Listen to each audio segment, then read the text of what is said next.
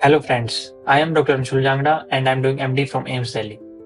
मुझे याद है वो दिन जब मैं भी नीट पीजी के लास्ट डेज की टेंशन, प्रेशर और स्लीपलेस नाइट्स फील कर रहा था। पर बिलीव मी, अगर आप लोगों की स्ट्रेटेजी बिल्कुल ठीक है तो लास्ट के 12 दिन आप लोगों की रैंक का गेम चेंज कर सकते हैं। इस वीडियो में मैं आपके साथ शेयर करूंगा अपनी खुद की स्ट्रेटेजी, स्मार्ट रिवीजन प्लान और लास्ट वीक माइंडसेट जो मैंने खुद फॉलो किया था और जो आप लोगों के लिए भी गेम चेंज कर सकते हैं। तो चलिए वीडियो को स्टार्ट करते हैं। सबसे पहले आपको ध्यान रखना है कि जो 12 दिन बचे हुए हैं ये नीट पीजी के, ये गेम ओवर के नहीं है, अभी गेम स्टार्ट हुआ है। अगर आप लोगों ने कंसिस्टेंट प्रिपरेशन की है तो अब सिर्फ 1 चम्मच कॉन्फिडेंस और 1 स्पून प्लानिंग चाहिए। और अगर आप थोड़ा पीछे हो तो टेंशन मत लीजिएगा दोस्तों, ये 12 दिन आपकी रैंक को ऊपर ले जा सकते हैं। बस एक बात याद रखना कि जो 12 दिन में स्मार्टली पढ़ेगा वही एग्जाम में शाइन करेगा। अब जो 12 दिन का मास्टर प्लान रहेगा हमारा, उस टेक्निक का नाम है reverse countdown technique. Reverse countdown technique जो है वो टॉपर्स यूज करते हैं। इस टेक्निक का मतलब है कि अभी से लेकर एग्जाम तक का प्लान तैयार करना है हमें, और हमें ये सोचना है कि रेस की फिनिश लाइन सामने ही है। जो 14 जून जो टेंटेटिव डेट है नीट पीजी की, वो हमारी फिनिश लाइन है। और मैं आपसे रिक्वेस्ट करूंगा कि किसी भी फेक न्यूज को ना माने, अपनी पढ़ाई पे ध्यान दीजिए। पेपर जब होना होगा पेपर होगा, और पेपर चेंज होने से, डेट चेंज होने से आपकी प्रिपरेशन पे कोई इफेक्ट नहीं आना चाहिए। अगर आप लोगों को कोई भी क्वेरी है एग्जाम से रिलेटेड, प्रिपरेशन से रिलेटेड, तो आप कमेंट्स में जरूर बताइए। मैं कोशिश करूंगा कि आप लोगों को रिप्लाई कर सकूं।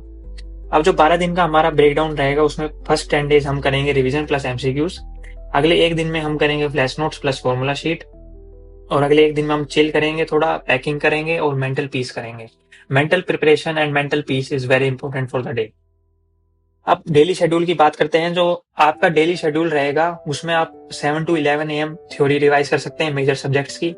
अगले एक से 4 बजे तक एमसीक्यूज रिवाइज करिए एंड 6 to 9 PM आप करिए रिकॉल एंड नोट्स फ्लिप। यही स्ट्रेटेजी जो है मैंने फॉलो की थी अपने प्रिपरेशन टाइम के दौरान। अब हाई स्कोरिंग सब्जेक्ट्स पे आते हैं जो कि आपको क्विक रिवीजन करना है। इसमें पहला है पीएसएम। पीएसएम को आपको 2 दिन देने हैं जिसमें आप फ्लो चार्ट फॉर्मूलाज रिवाइज कर सकते हैं। अगला है ओप्स एंड गाइन, इसमें आपको 1.5 डे जिसमें प्रोटोकॉल इंस्ट्रूमेंट्स रिवाइज करिएगा। फार्मा, जिसमें आप mainly drug of choice and side effects को टारगेट कीजिए। आपको पैथो को सिर्फ 1 दिन देना है मेरे अकॉर्डिंगली, जिसमें आप कैंसर मार्कर्स जो भी इंपॉर्टेंट उनके हैं पॉइंट्स, उनको आप रिवाइज करिए। मेनली शॉर्ट सब्जेक्ट जो है जैसे कि radio, anaesthesia, derma and psychiatry, इसको आपको जरूर फॉलो करना है। एक हैक आपको मैं बताना चाहूंगा कि जो लास्ट के 3 years के PYQs होते हैं, ये सबसे इंपॉर्टेंट है। ये वही टॉपिक्स हैं जो बार बार आते हैं, बस वर्डिंग चेंज होती है। पैटर्न को आपको समझना है कि एक ही एमसीक्यू अलग अलग तरीके से आप लोगों से पूछा जा रहा है, आपको उसको डिकोड करके उसको एमसीक्यू को सोल्व करना है। अब आती है मॉक टेस्ट के बारे में। मॉक टेस्ट जो है आपको रियल एग्जाम टाइम पे देना है, 9 AM to 12:30 PM।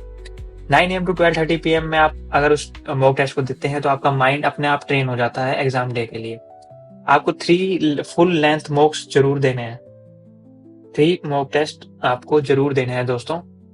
और मॉक के बाद एनालिसिस जरूर करिएगा कि आपकी क्या सिली मिस्टेक्स हुई है और आपके कौन से टॉपिक्स वीक हैं।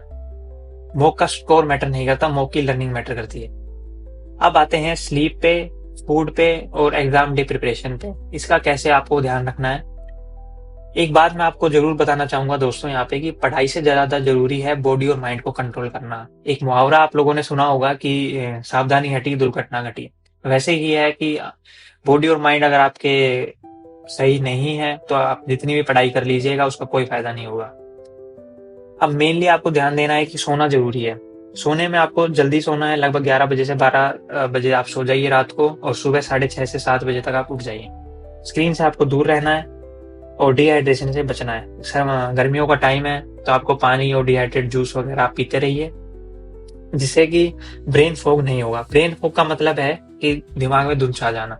अगर ब्रेन में ही दिमाग धुंध छा जाएगी तो आपको क्या दिखेगा, क्या याद रहेगा, आप खुद ही सोच लिए। आप ध्यान रखना है कि आपका खाना कैसा है। खाना आपका होना चाहिए light weight breakfast, like protein rich eggs, banana and nuts. Junk food को आप अवॉइड करिए, वाटर पीना मत भूलिए। एंड एग्जाम डे चेकलिस्ट में आपको ध्यान रखना है, एडमिट कार्ड होना चाहिए, वैलिड आईडी होनी चाहिए, प्रिंट आउट होना चाहिए, कॉन्फिडेंस का बूस्टर डोज होना चाहिए। हाउस द जोश भाई सर, एग्जाम डे पे आपका कॉन्फिडेंस एकदम टॉप लेवल पे होना चाहिए, टॉप लेवल पे। यही है आपका कॉन्फिडेंस जो कि आपकी रैंक को ऊपर ले जाएगा दूसरे लोगों के मुकाबले। तो दोस्तों आज की वीडियो में बस इतना ही। अब ध्यान रखिएगा कि जो 12 दिन मिरेकल्स है उसमें मिरेकल तो होगा नहीं, पर आपकी स्ट्रेटेजी पे डिपेंड करती है आपकी रैंक। ये आपका वक्त है और ये आपका पेपर है। जो भी होता है आपको फुल कॉन्फिडेंस से पेपर देख के आना है। नीट पीजी 2025 अब सिर्फ आप जैसे स्मार्ट लोग ही जीतेंगे। All the best guys for your exam and I hope you pass out with flying colours. Thank you.